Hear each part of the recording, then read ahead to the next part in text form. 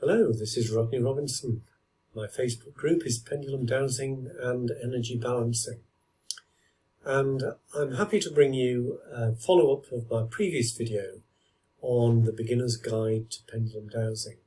So hopefully this will add a little bit more to what we've already covered. Let's take that out of my ear.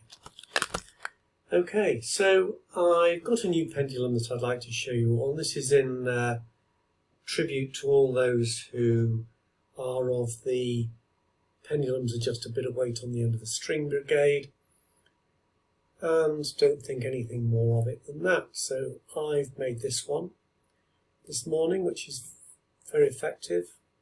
Let's shorten the string because we'll get a crisper response.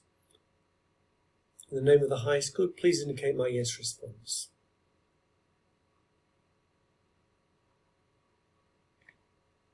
There we go. In the name of the highest good, please indicate my negative or no response.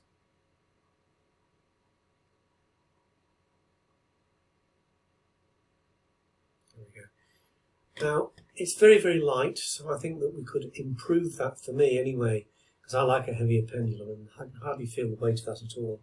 Put a big glob of, blue tack or putty or something on the end there until it's just the right weight. And then the job's a good one. So there we are. That's for all those that like to use pendulums like that. Now, for people who like to use pendulums like this, there's much more interesting things to talk about. Because every object emits an energy, and with that we don't know who's touched it, what its background is, what it's been used for.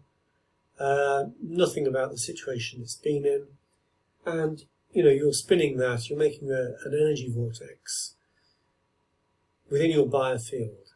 It's something like that. Not for me, I must say. So these pendulums, not only are we talking about the effects of energy, we are talking about the aesthetics as well, how it makes you feel when you look at them. And that's very, very important, because if you look at something that you feel you have a resonance with, that you enjoy, say you have a picture hanging in your house and you look at it, and every time you look at that picture, you love that picture, and it will actually produce an inflow of energy into your biofield. Now let's say that you have something in your house that irritates you a little bit. Maybe it's some bit of peeling paintwork that you know that you've got to sort out at some point, and every time you walk down the corridor you see this bit of paintwork, it irritates you a little bit. Every time you see that, a little bit of drain on your energy biofield. So that's a good little nudge to get that peeling paintwork sorted out. But you get the picture. Now,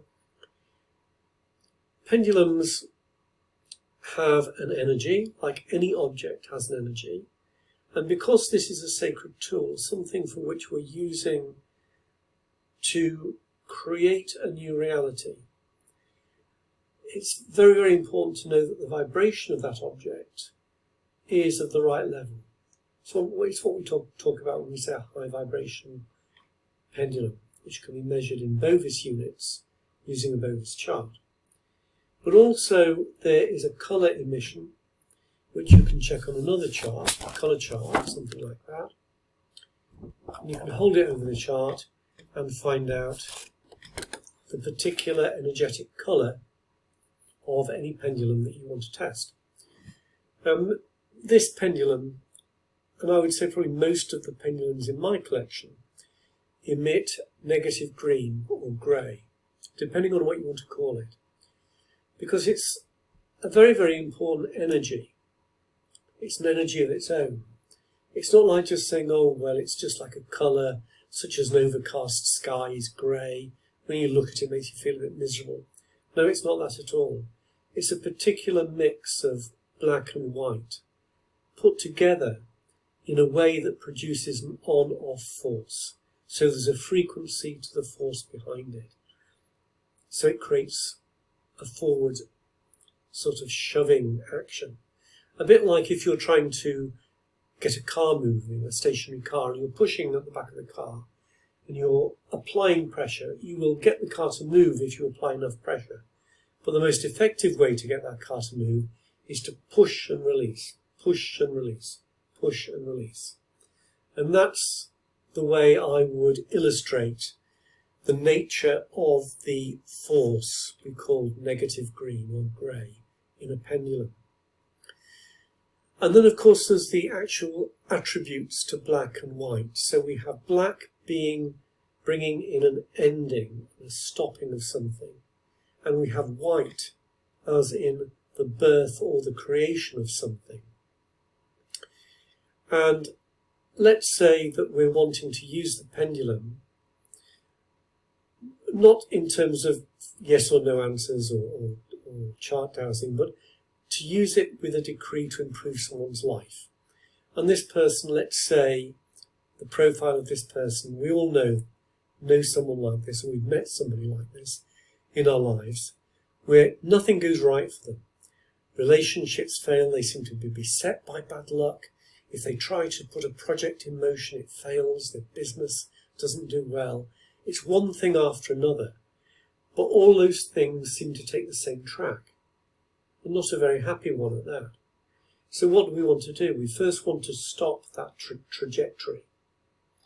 So negative green is very effective at coming in and stopping that, but also then providing the opening for a new trajectory, the birth of a new direction, which you can direct by your pendulum decree or your pendulum command.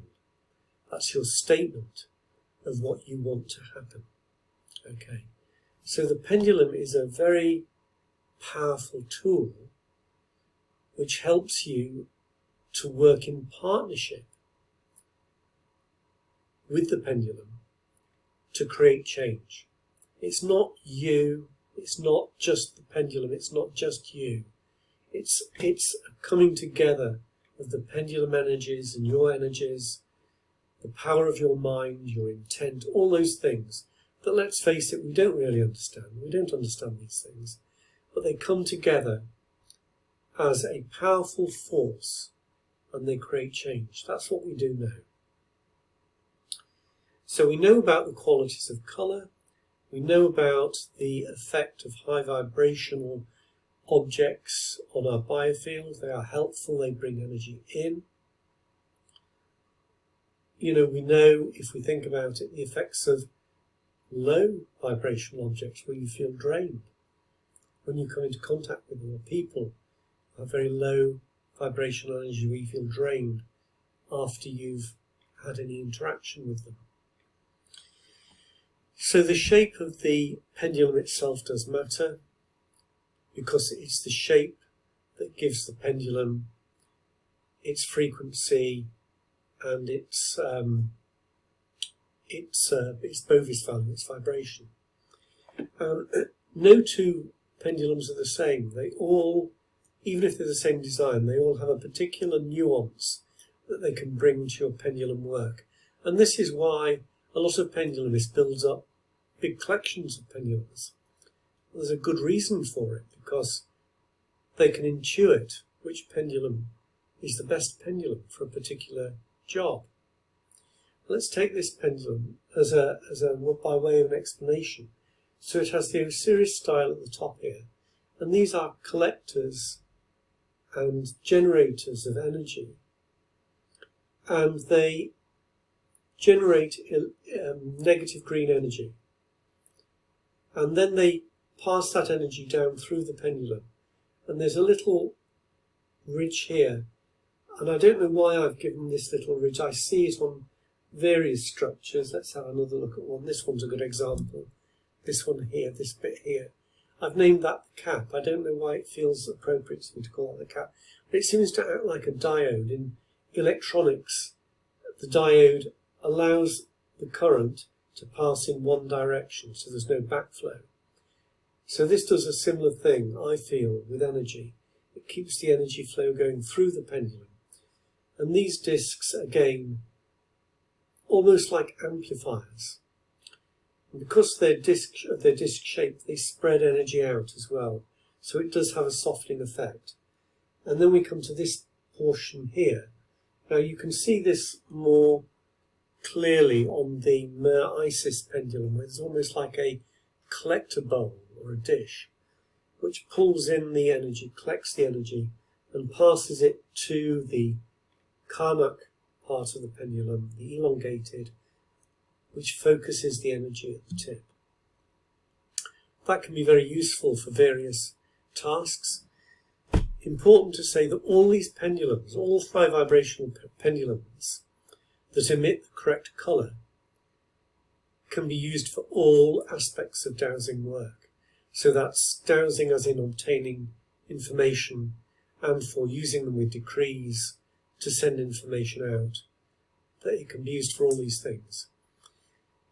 As I say, there are certain nuances. So if you have a pendulum that is particularly powerful because of its shape, of focusing energy at the tip, I call this the laser Isis, because the top part collects the energy, generates negative green energy, passes it through the diode, the one-way valve, to the discs, which further amplify a very sharp point, which laser-like points the energy out.